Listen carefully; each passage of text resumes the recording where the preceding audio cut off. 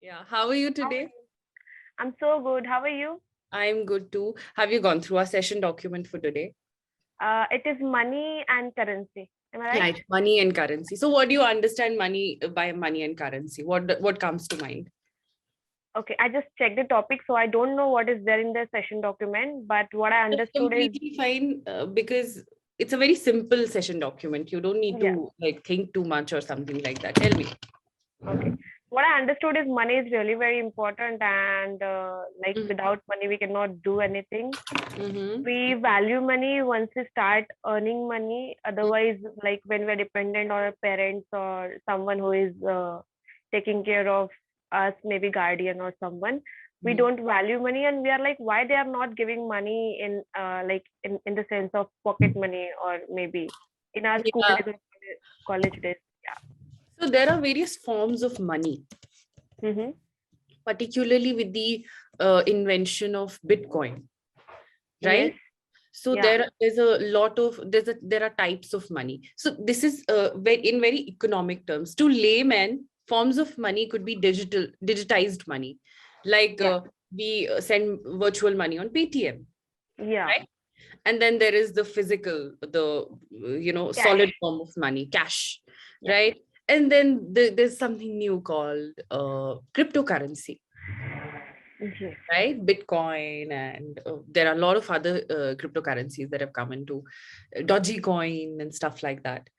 So if we go deeper into your into money in financial terms, so there is a different type of I think 5 to 6 types of money: fiat money, commodity money, commercial bank money, and stuff like that.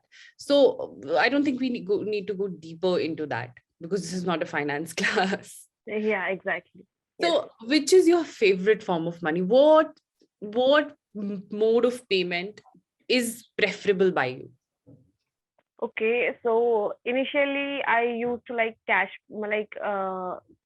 transactions through cash, but now as everything is going digital and we cannot carry cash everywhere, it is not safe and it is not that convenient as well.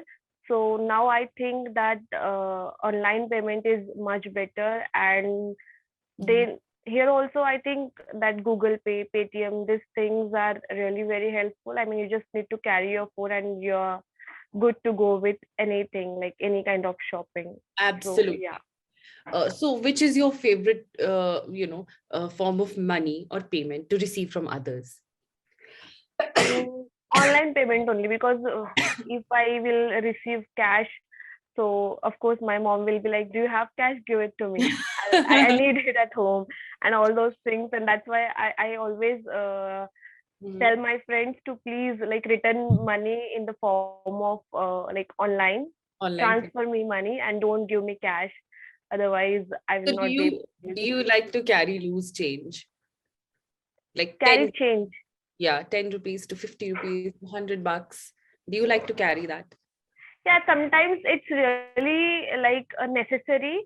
So yes, though I use online and I use Google Pay and all, still I like to carry at least 100 bucks in my wallet, which is very convenient because everywhere you cannot get that Google Pay or Paytm or online. Absolutely, So absolutely, that's why, absolutely. yes. So, especially in local transport, I think.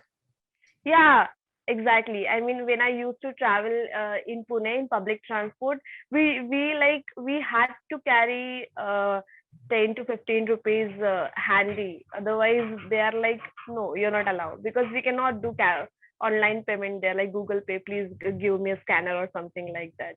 So yeah. Yeah.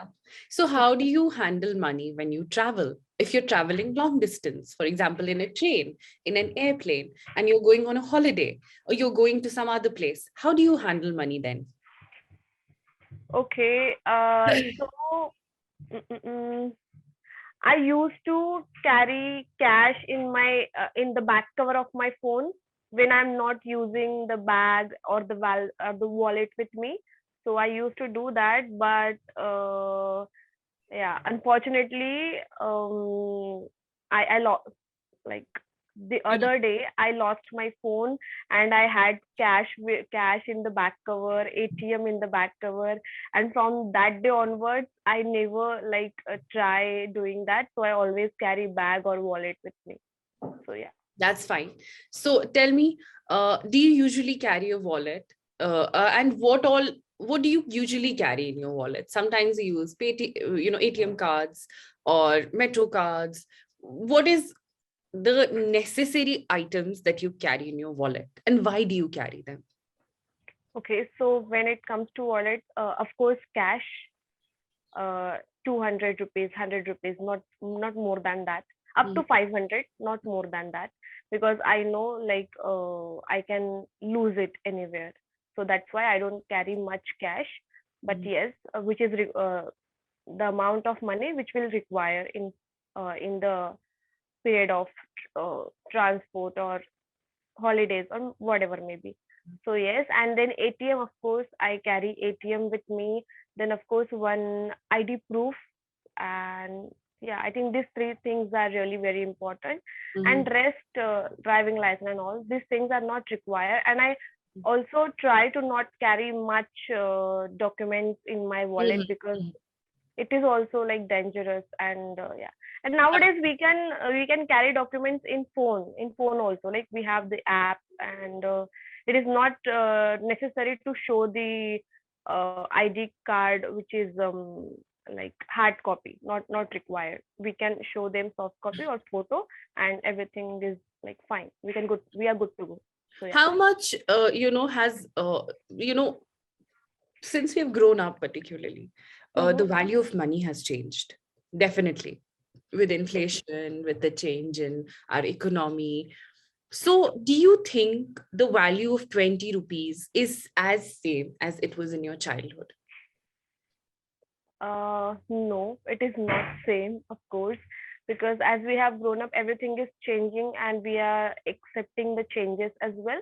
Like yesterday only, we were seeing, or we were going through our old photos, like childhood memories. So my mom was like, I bought this frock for you for almost 35 rupees. And I was like, what? Are you serious? And that was just a beautiful like fairy frock. And I was like, oh my God. So things were so easy that time. And now everything is just costly or Yeah. expensive. You So cannot get anything in 35 rupees, not even a handkerchief. exactly. No, not even a handkerchief. Yes. My mom was like, it's not like that. That time we were earning less, and that's why everything was cheaper for you. But things are still same. Now you're earning more, and that's why the things around you are expensive. You feel it's Oh, expensive. so your mom is ratioing it. She was like, okay, you earn more, you spend more. Okay. What the word have you used? So you earn more, you ratio, you call it ratio. As in, Rationing. yeah, Okay, ratio. It's I very got it. common, right? If Yeah, it's earn 4 is more, to spend 4, more.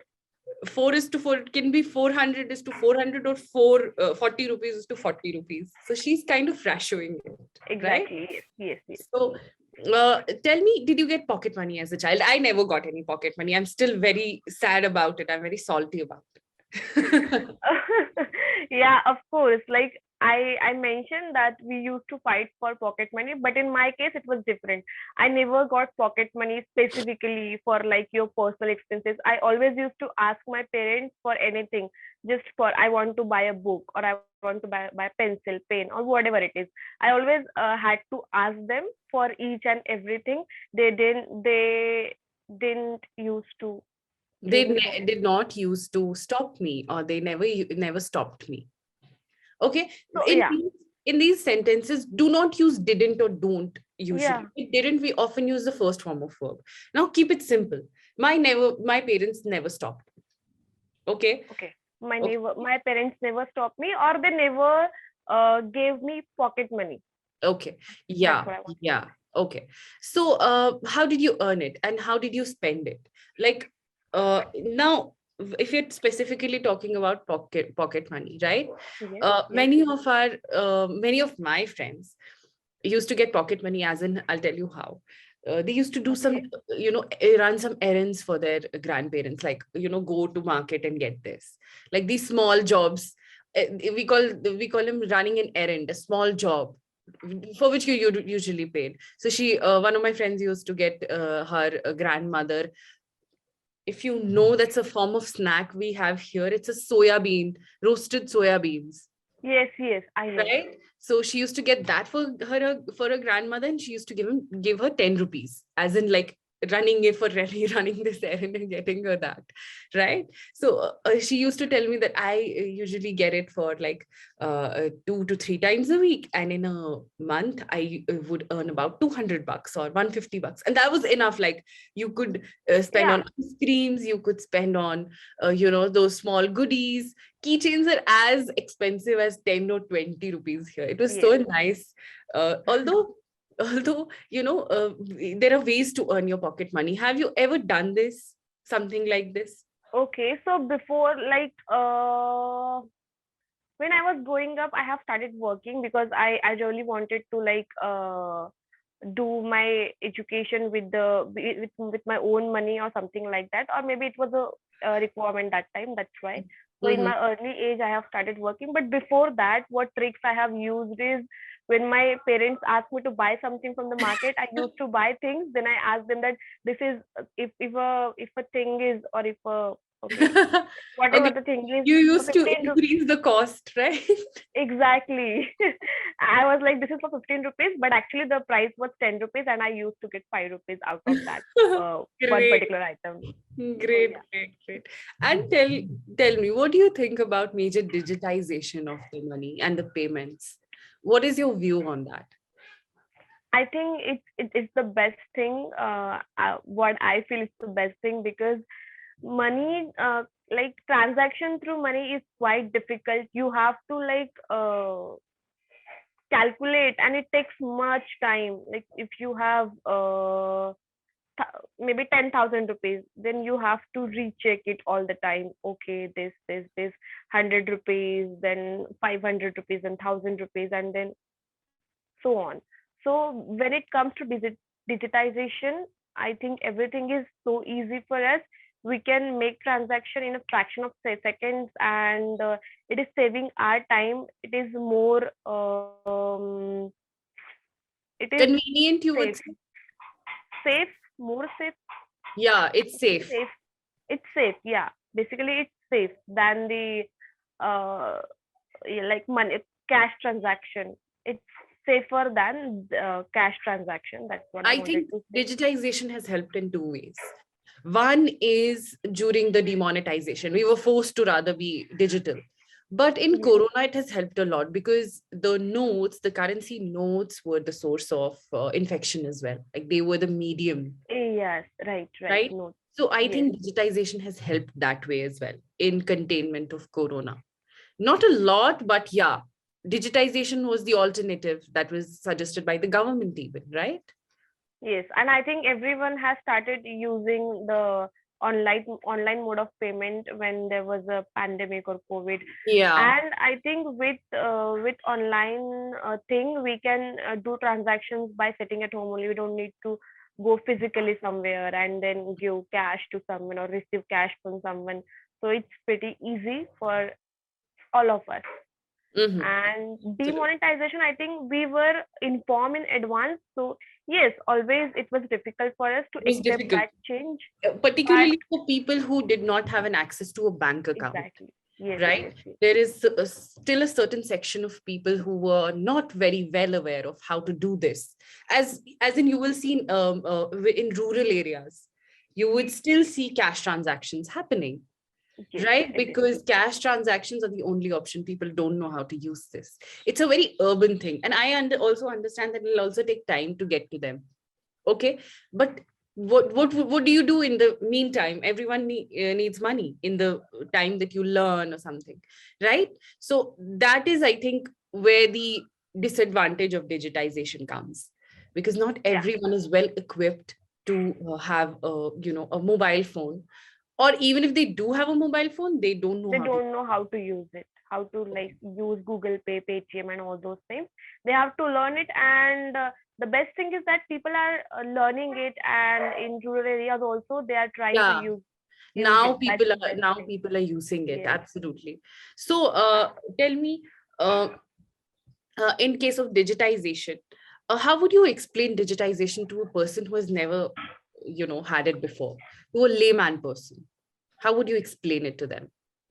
Okay, I would say that digitization is the easiest way of doing transactions. Everything will be online. You don't need to go anywhere personally and do the transaction. Or it is just about transaction, or you're asking me in general?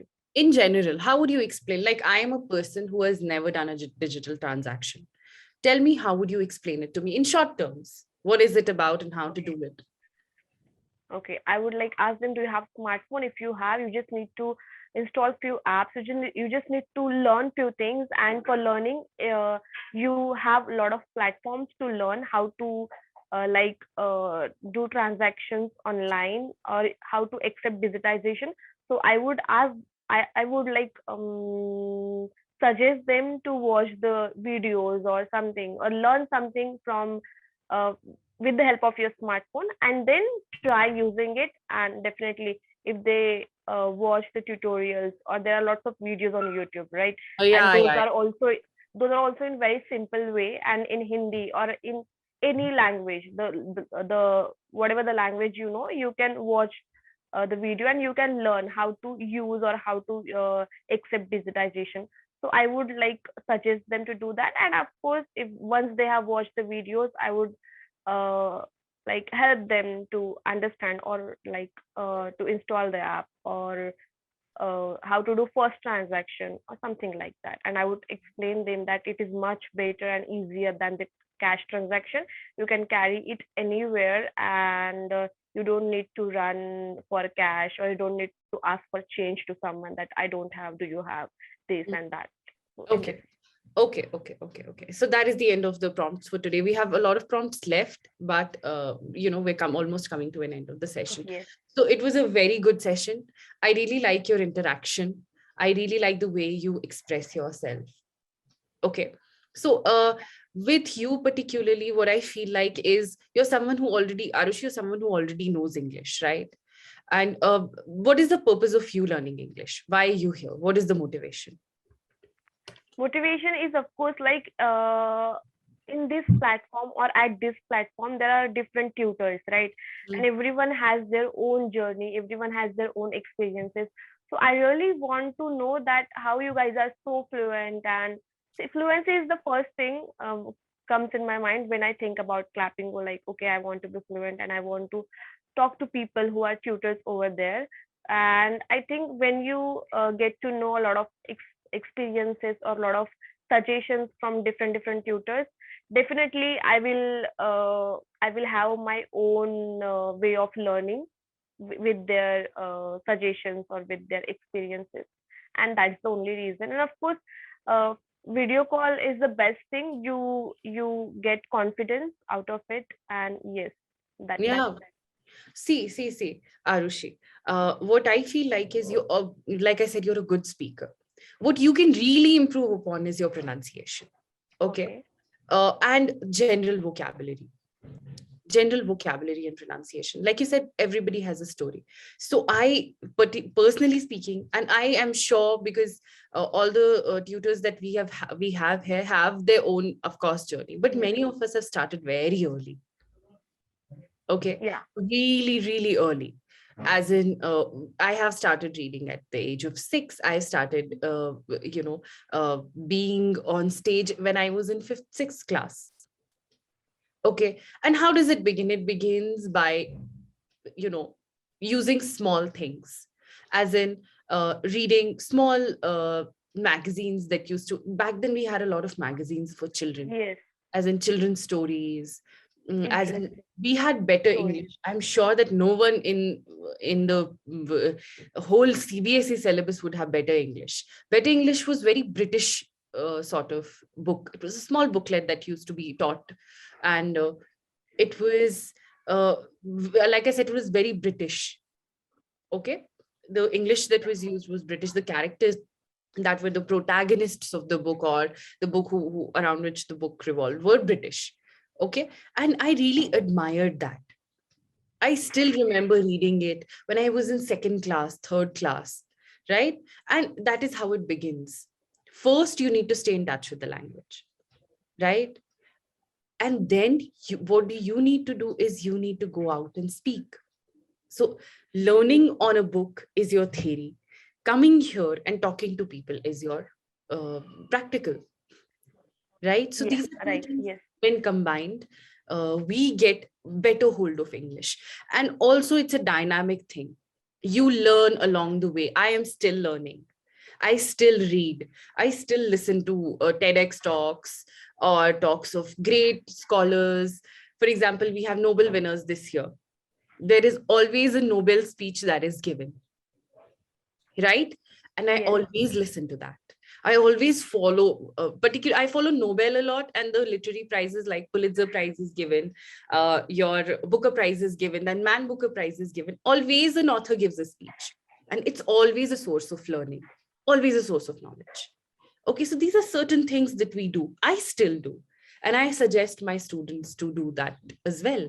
This is how we improve. It's simple, very simple. Yeah. Keep learning. Yeah, we have to keep learning.